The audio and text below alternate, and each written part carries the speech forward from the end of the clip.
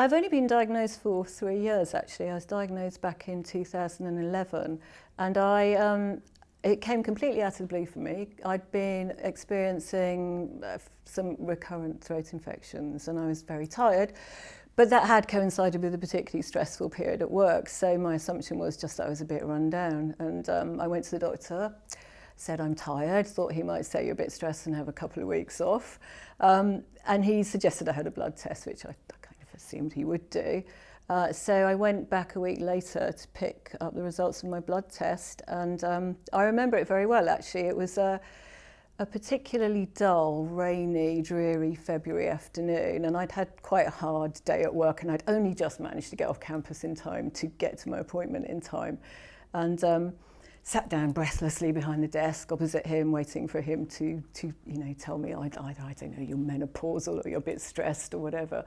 And he slid the lab report across the desk to me and said, have a look at that, because he knew that I used to be a nurse, and I think he thought I would understand the acronym. So I looked at it and it said frequent smudge cells, high white count, probably CLL. And I looked at it and I couldn't make any sense of it. So I just looked at him and I said, no, I'm really sorry. I felt guilty that I didn't know what it meant. And you're going to have to tell me. And he kind of didn't want to say it really, but he said, well, I'm really sorry, but you have a chronic form of leukemia, chronic lymphocytic leukemia. That's what CLL stands for. I started asking him questions, and I think the first thing I wanted to know was, is this going to kill me? If so, what's that going to look and feel like, and how long is that likely to take? And he couldn't answer any of my questions because he didn't know about the disease, and he was embarrassed about the fact that he didn't know about it, but he was honest about that. And I actually really respect my GP. I'm not criticising him here, but he just had no knowledge of the disease. He hadn't treated anyone with it before. So he told me that he would refer me to a consultant, and that I should go home and look it up on the internet. When I pulled myself together, I went on the internet and I started to look at the stories that were out there, and there were so many. But what I found, of course, was that I didn't have enough knowledge about CLL to understand what information there was out of date, what information there was appropriate to me. It's an incredibly heterogeneous disease. There are many different versions of it, but I didn't know that. And if I did know that, I wouldn't have known which one I had anyway. I was finding generic statistics, survival statistics, and trying to relate those to me, but of course I couldn't. So I was thinking, well, am I going to live 7 years? Am I going to live 3? I'm going to live 10.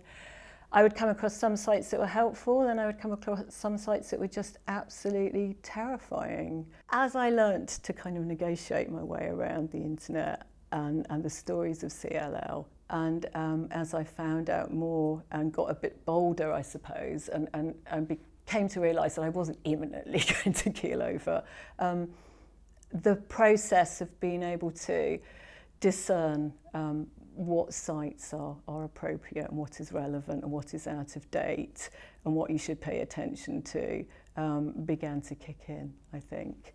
But I do think that is it's a difficult, trying, dangerous and probably quite terrifying period of information searching for people that are out there doing that on their own.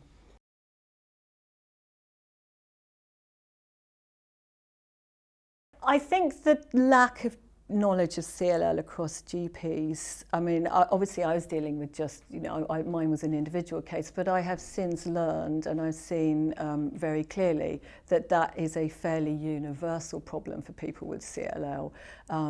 Not for everybody. Some people seem to have very well-informed GPs, but I think, and again, I do not want in any way to denigrate my GP. I think this might be a universal issue, that this is a disease that is not well understood. And if for example, a GP practice only has maybe 1 or 2 people, or maybe no people, other people on their books with that disease, then you are in a way pioneering and bringing knowledge to them. Maybe I think there could be a call for either greater information at the kind of general practitioner level or some kind of specialist nurse perhaps in every kind of healthcare trust who can be consulted in that period while you're waiting to see your consultant. And as far as my consultant goes, I've had a very good experience in that I can take and share information with him. He has no qualms whatsoever about me discussing issues with him or maybe seeing things differently from him and saying, well, I've read this bit of research here, so maybe we could, what do you think about maybe doing this a bit differently? He's always willing to read the research and discuss it, not necessarily to agree with it, but to get involved in some sort of debate with me. And if your haematologist is a generic haematologist and not a CLL specialist, they may not have the time on their hands that you have to research that very specific disease and the stuff that's going on every day. I mean, I'm subscribed to at least 2 communities, and probably the first thing I do every morning when I wake up is read what is happening in the CLL world that morning. What has changed? What is new? What do I need to know about? Are there any new drugs? Is there any new advice on how to live with this? What are the experts saying? What are other people with CLL in the global networks doing? I just do that as a matter of course. I mean, I'm not obsessed with looking at CLL, but that now is part of my everyday. And I take that back to my doctor. He doesn't have time to do that every day. He's dealing with people with hundreds of different hematological conditions. It's a misunderstood disease. It's a little understood disease, and I think, that there is a need for people for clinicians probably to accept that their patients can bring something to them. I suppose I'm living the dream. It's action research, at its absolute definition. I didn't set out to research my disease in a formal way. I started researching CLL because I had to. I needed to know about it in order to survive. But when I started, I became really interested in a number of things, really. I was particularly interested in how much really hard-edged scientific information was being picked up by lay people with this disease and translated and brought into communities and ending up in people's stories of their everyday lives with CLL. So I guess I was interested in how you get from the kind of hard science, how you analyse the community to see who are the people that are going out there and getting that research and bringing it back into communities and discussing it. So you might have a research paper very recently, it's come out this, in the last week or so, that talks about a new mutation that's been found that is altering the way that people are thinking about treating. So that, that obviously the new biomedical information influences the drug information and what the pharma companies are doing. And ultimately, all of that influences what your doctor's going to suggest you do about your treatment. Doctors don't need to be the knowledge holders. They don't need to have that burden in a way of being the people that always tell the patient how it is. It seems to me to be much more efficient when doctors and patients work together in a collaborative way, and patients are actually a kind of empowered member of their own medical team. I can't see really how any other model can survive. Now, people have that knowledge at their fingertips. So I wanted to write about that.